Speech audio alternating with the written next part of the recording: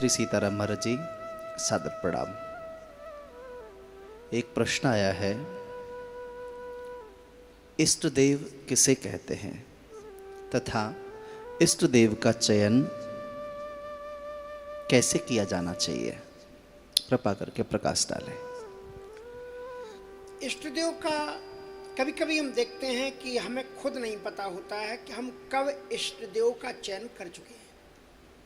कभी कभी हम माता पिता के बीच में रहते हुए जो माता पिता ने हमें जिस देवता के करीब ला दिया है वही देवता हमारा इष्ट देव हो जाता है। इष्ट देव मानी होता है काम में जिसकी हम कामना करते हैं, जिसको हम मानते हैं। इष्ट कहते हैं ना, ये हमारी इष्ट वस्तु जिसको हम चाहते हैं। तो या तो अपनी पारिवारिक कुल से हमें ये उपासना मिल जाती है, अथवा अगर आपने ऐसा कोई चयन बचपन से नहीं किया है और आपके मन में ऐसी कोई अवधारणा नहीं है, तो फिर आपको गुरु जो मंत्र देता है और गुरु के जो इष्टदेव होते हैं, वो जो तुम्हें मंत्र देता है, जो मंत्र तुम्हारे गुरु ने तुम्हें दिया है, उसका जो उपास्य देवता है वही तुम्हारा इष्ट देव होगा और कोई दूसरा इष्ट देव नहीं हो सकता आपके मन मर्जी से। क्योंकि ये शास्त्र विधि मुत्सृज्य वर्तन्ते कामकारता न ससिद्धि मवापनोति न सुखम न परामगतिम।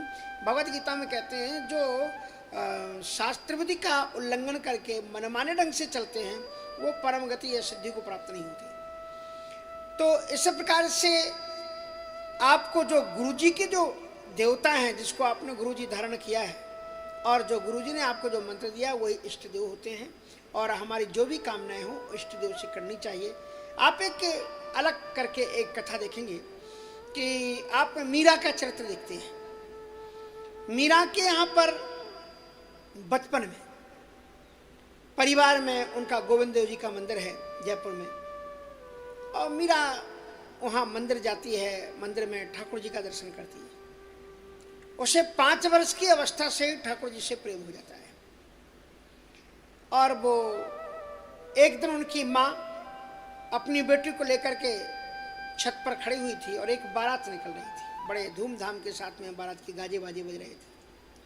मीरा ने कहा कि क्या हो रहा है? तो माँ ने बताया ये दूल्हा है और उस घर में जो लड़की है उसका पति है, ये उसको ब्याहने जा रहा है। मीरा अबोध अवस्था में थी, माँ से बार बार पूछने लगी कि मेरा पति कौन है, मेरा पति कौन है। अब वो बार बार एक ही प्रश्न कर रही थी। तो माँ उनको भगवान कृष्ण का जो राजकीय मंदिर था उनके घर का राजमहलों में, उस मंदिर में ला करके बता दिया कि यही तुम्हारा प्रियतम है। अब मीरा 5 वर्ष की अवस्था से ही वहीं पर चली जाती। श्री रविदास जी वहाँ पर आते थे तो कभी कभी वो भी एक तारा बजा करके प्रभु के गुणानुवाद गाते। यद्यपि रविदास जी के जो इष्टदेव हैं वो भगवान राम है, क्योंकि श्रीमद रामानंदाचार्य जी महाराज जी के वो शिष्य हैं और उन्होंने मीरा को मंत्र के रूप में राम मंत्र ही दिया है।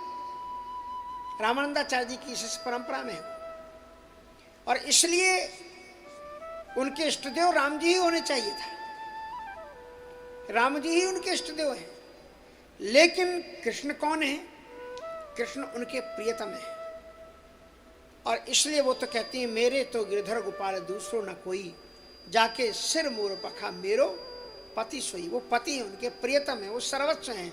मीरा ने दिल से मान लिया है कि मेरे पति हैं, लेकिन वो ये भी बात स्पष्ट करती हैं कि पायो जी मैंने राम रतन धन पायो। तो मेरा जो रत्न होता है वो बड़ा गुप्त रखा जाता है, इसलिए उनका गुरु मंत्र है वो गुप्त है। उन्हें स्पष्ट कर दिया इस पद में कि पायो जी मैंने राम रतन धन पायो, शत की नाव केवटिया सदगुरु भव सागर तर पायो।